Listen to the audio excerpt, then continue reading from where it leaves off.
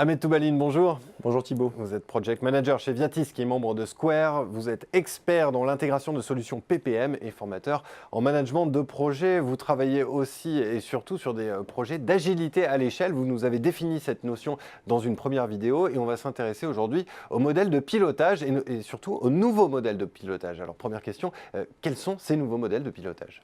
Oui, bien sûr. Alors aujourd'hui, on a plusieurs modèles qui existent sur le marché, certains qui sont émergents et d'autres qui sont mis au goût du jour.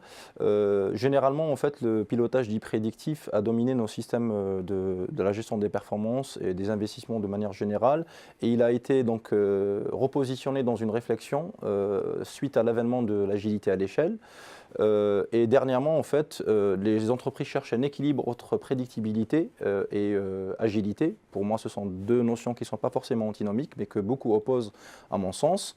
Pour le coup, on a trois types de modèles qui émergent. D'abord, on a le Lean Agile Portfolio Management qui donc, nécessite au fait, un arbitrage et une décision en continu des investissements. Donc voilà, premier point. Deuxième point, les métriques qui sont utilisées, donc, qui vont au-delà de la rentabilité et du suivi du budget et des délais.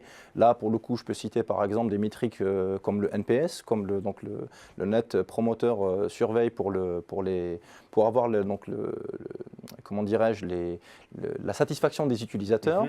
Le deuxième point, par exemple, c'est aussi donc, le Beyond Budgeting, dont on parle depuis très longtemps, qui est apparu pour la première fois donc, dans le Business Harvard Review en 2003 et qui refait surface de par son adaptabilité, donc qui consiste à attribuer du budget sur une période glissante. Et enfin, on a aussi le Lean Budgeting qui détermine et qui dimensionne en fait un budget capacitaire et donc des moyens sanctuarisés sur le temps avec un travail en flux tiré. Voilà, donc à peu près les trois modèles qui sortent du portefeuille de projet quant à l'agilité à l'échelle. Est-ce que vous avez l'impression que les entreprises se sont bien saisies, ont bien intégré ces nouveaux modèles? Parce que finalement, elles vont toutes vous dire qu'elles sont agiles. Oui, toutes vous diront qu'elles feront de l'agile, mais peu d'entre elles, en fait, vont réussir à implémenter en fait, des processus de pilotage agile.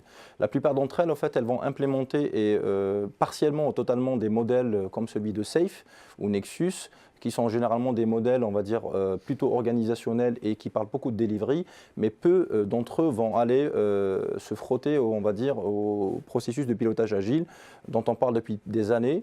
Aujourd'hui, ce pilotage, il consiste surtout à repositionner le rôle des bureaux de projet et des cellules de pilotage dans un rôle d'accompagnement à l'appréciation de la valeur et de la performance on va dire, d'interface, on va dire, entre les métiers et les DSI. D'où l'intérêt d'écouter la troisième vidéo que nous réaliserons ensemble, Ahmed Toubaline, sur justement les bonnes pratiques pour bien implémenter l'agilité à l'échelle dans les entreprises. Merci beaucoup. Merci Thibaut.